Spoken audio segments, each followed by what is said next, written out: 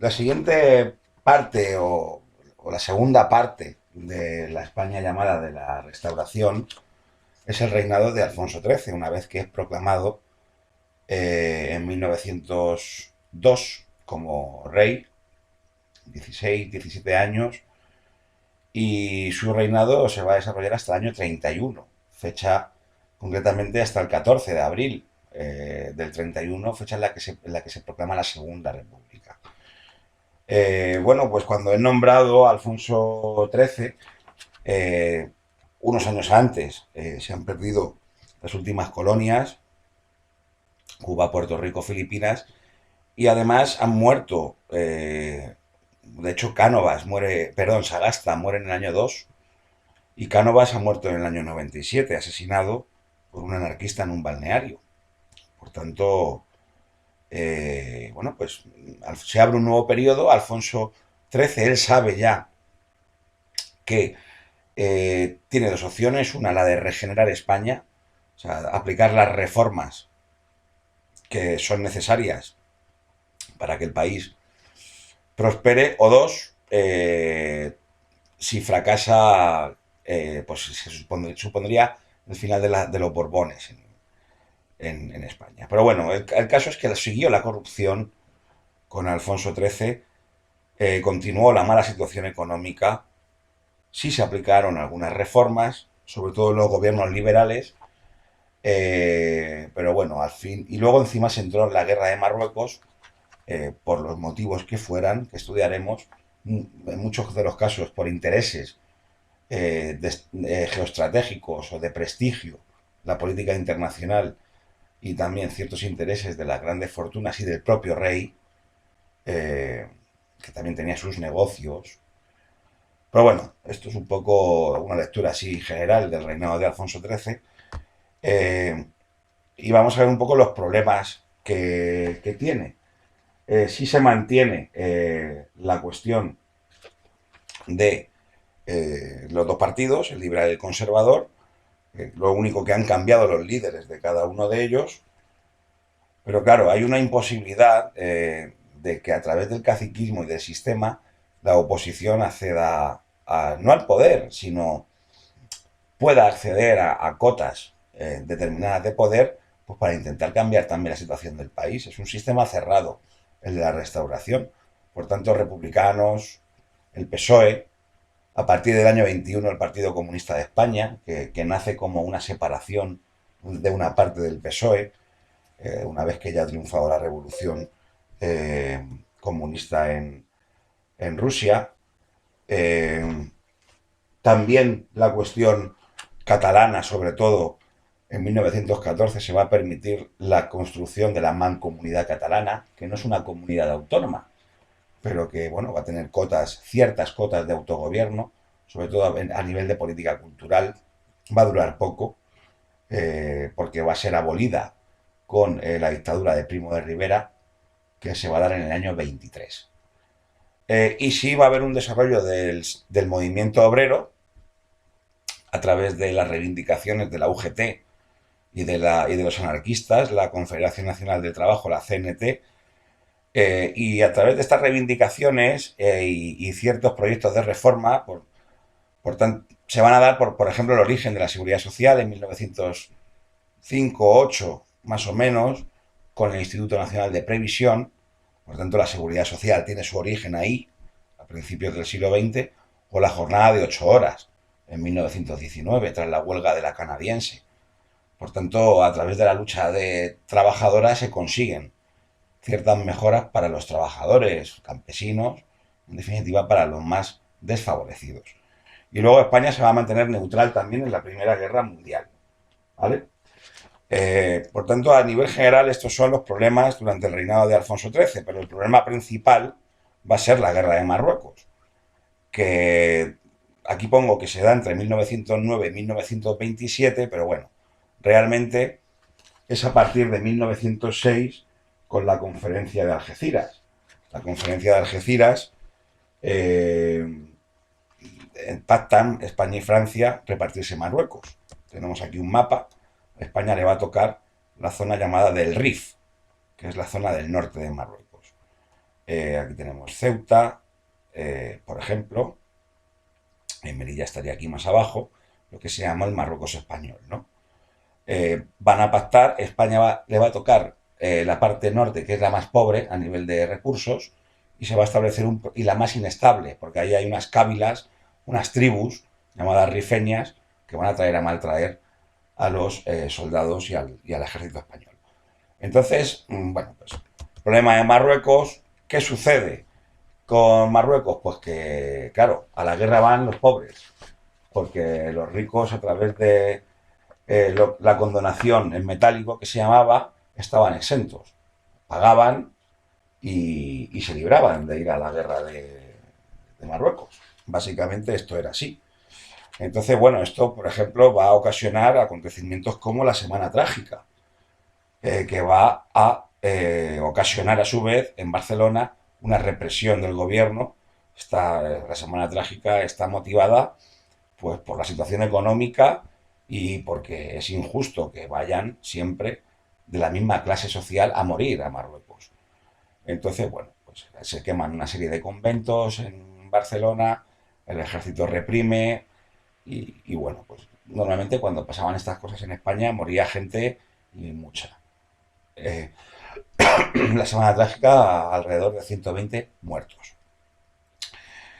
Más cuestiones relacionadas con Marruecos, aparte de la Semana Trágica en 1909, pues la derrota de Anual, que aquí sí murieron unos 13.000 soldados. La derrota de Anual, aquí está, fue, digamos, una operación mal planificada por parte de los generales, entre ellos el rey, lógicamente, y al perder o no conseguir este objetivo de Anual, se planificó también una mala retirada. Ese es el problema. Una mala retirada porque cuando en el ejército no hace falta ser un experto. Si tú tienes que tener preparada, en el caso de victoria, ocupar el territorio o en el caso de no vencer, una retirada. Tienes que tener preparada una retirada que tiene que ser en orden, porque tiene que haber una cobertura, etcétera. Fue desorganizada y las tribus rifeñas de Abdelkrim, bueno, pues fueron masacrando a los soldados españoles. Esto ocurrió en agosto del 21, la retirada de Anual, y hubo un informe que, digamos, hizo responsable al rey. Este informe se guardó en un cajón hasta el año 91. ¿Por qué? Hasta el año 91. No fue desclasificado. ¿Por qué? Pues porque en el año 23, debido a esta situación de crisis, el general Primo de Rivera da un golpe de Estado y el rey lo apoya. Este golpe de Estado está destinado a salvar la monarquía y establecer orden en el país para terminar con las tensiones sociales. ¿Vale? Bueno, aquí tenemos el mapa que ya hemos visto de la guerra de Marruecos. Finalmente va a ser con el desembarco de Alucemas, ya en época de la dictadura de Miguel Primo de Rivera, cuando se va a acabar con el problema de Marruecos. Lo vamos a ver ahora. En el año 20 se crea la Legión, por ejemplo. Están los fundadores, entre ellos Franco, que Franco va a ascender a general por méritos de guerra en África, entre muchos generales que luego van a ser protagonistas de la guerra civil. Bueno, se abre un periodo dentro de la monarquía de Alfonso XIII, que era la dictadura de Primo de Rivera. ¿Por qué? Bueno, pues hay una mala situación económica del país después de la Primera Guerra Mundial, hay reivindicaciones de obreros y jornaleros, hay un miedo al comunismo y la guerra de Marruecos es muy impopular entre la población, ¿vale? Sobre todo la mala situación económica. Después de la Primera Guerra Mundial, España, que se había mantenido neutral, digamos que España había tenido una buena situación durante la guerra, pero al terminar la guerra, toda esa economía que ha tenido España, porque Europa ha estado en guerra, se retira de España. Entonces hay un periodo de paro y de inflación. Esto va a provocar, si teniendo en cuenta que también el comunismo ha triunfado en Rusia, hay un miedo en Europa, ya lo vimos en el periodo de entreguerras, ¿no? Entonces, bueno, pues esto es un poco la cuestión. ¿Objetivos de la dictadura? Pues básicamente mantener y salvar a la monarquía, salvar la figura de Alfonso XIII. Alfonso XIII a partir de aquí no tiene vuelta hacia atrás. O triunfa la dictadura, o si la dictadura cae, va a caer la monarquía también. ¿Y cuál es el objetivo clave? Pues el mantenimiento en el poder de las clases tradicionales. ejército, iglesia, terrateniente, burguesía industrial, simple y llanamente.